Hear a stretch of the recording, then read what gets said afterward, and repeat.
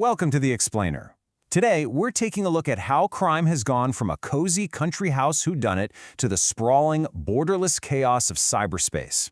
Believe me, the game has completely changed, and so have the players. Okay, so to really get this, we've got to rewind the clock. Back in the golden age of detective fiction, crime was, well, it was a game. It had rules. And this quote from writer Ronald Knox, it wasn't just a suggestion. It was basically part of a code that authors followed to make sure there was fair play between them and you, the reader. It was all about the intellectual sport of it all. So, here's our game plan. We'll start in the neat and tidy world of classic mysteries, and then we're going to see how that stacks up against the messy reality of modern crime. We'll look at the rules, the investigators, the clues, the sheer scale of the theft, and finally, the crime scene itself. All right, let's jump into our first section, a game of rules. Just picture it, a remote English country house, a weekend getaway, a sudden blizzard cuts everyone off, and, wouldn't you know it, there's a body in the library. That is the classic setup for a golden age mystery. This era, right between the two world wars, was totally dominated by the queens of crime. You know, like Agatha Christie. And the murder? It wasn't really about exploring the darkness of the human soul. Nope. It was about giving you an intricate puzzle to solve right alongside the detective. It was a clean, intellectual challenge. And these rules, they were incredibly formal. Ronald Knox literally wrote out 10 commandments for mystery writers. No ghosts, no made-up sci-fi poisons, and absolutely no cheating by having the detective be the killer. This created a perfectly level playing field where logic and pure deduction were the only things that mattered.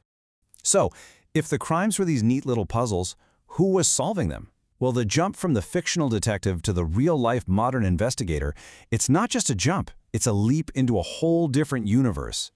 And this just lays it all out, doesn't it? We've gone from the lone, eccentric genius who gets a sudden flash of brilliant intuition to these massive multi-agency task forces that run on data analysis, digital forensics, and, crucially, international cooperation. The lone wolf has been replaced by the entire pack. And this shift was absolutely necessary. Why? Because the bad guy isn't just a disgruntled cousin anymore. Today, law enforcement is up against these huge, global criminal syndicates that basically operate like multinational corporations, and they're using incredibly sophisticated tech to do it. Which brings us to the evidence itself. I mean, in a world where criminals can be thousands of miles away, the whole idea of a clue has been completely turned on its head. It's not just about what you can see anymore. In a classic mystery, the clue was always something you could hold. You know, something tangible, physical. A dropped handkerchief, a letter that was torn up, a footprint in the rose garden. It was something the detective could literally pick up and look at with a magnifying glass. Now, let's fast forward to today. The most critical clue, the one that can take down an entire company, might just be a string of characters, a password. It's totally invisible, completely intangible, and it can be stolen from halfway around the globe. A perfect example of this in action? The 2014 Home Depot breach. It didn't start with a broken window or a cracked safe. It started with some stolen credentials from a company they worked with. And with that one digital key, hackers got inside the network, planted malware on the payment systems, and just siphoned off the data of 50 million credit cards. No fingerprints, just a digital trail. Okay, let's scale things up and talk about the big one, the heist. This is where the scale and the methods have changed in ways that are, honestly, almost hard to wrap your head around. First, let's look at a classic heist.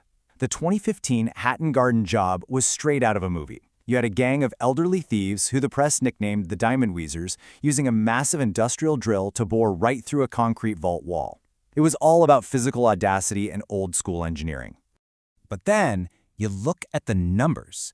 The Hatton Garden crew got away with about $20 million. Now compare that to North Korean state-sponsored hackers who've been accused of trying to steal over $1.3 billion in cash and cryptocurrency. I mean, the scale of digital theft is just on another planet. And you know, it's not just about the money. Between 2013 and 2016, a series of breaches at Yahoo compromised the data of over 1.5 billion user accounts. That's not a heist for valuables. That's a heist of our actual identities on a truly global scale. And all of this leads us to our final and maybe most mind-bending point. The crime scene itself has been totally redefined. It's no longer a place you can just cordon off with yellow tape. You know the classic locked room mystery trope, right? It's a classic for a reason. In the golden age, the crime scene had walls. It had clear physical boundaries. The killer had to be one of the people in the house, because nobody else could get in or out. Today, the crime scene can be this: the Internet of Things. It's this massive network of billions of everyday devices. Your smart TV, your digital recorder, maybe even your coffee maker. And they're all connected to the Internet. And here's the scary part. Every single one is a potential door for a criminal to walk through. And this isn't some sci-fi theory. In 2016, a huge attack on a company called Dyn shut down massive parts of the internet. We're talking sites like Twitter and Netflix. And the army that carried out this attack? It wasn't made of soldiers. It was a botnet, a whole network of hijacked baby monitors and digital recorders, all weaponized to attack at the exact same time. Just to put that into perspective, the research firm Gartner estimated there were about 6.4 billion of these connected things in use back in 2018. That number has only exploded since then, creating an almost infinite number of potential crime scenes, witnesses, and even weapons. And so we're left with this final question.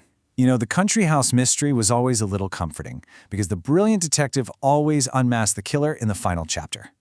But in a world where the criminal is a digital ghost, the weapon is a baby monitor, and the crime scene is the entire internet, have we finally entered an age where the perfect, untraceable crime is no longer just fiction?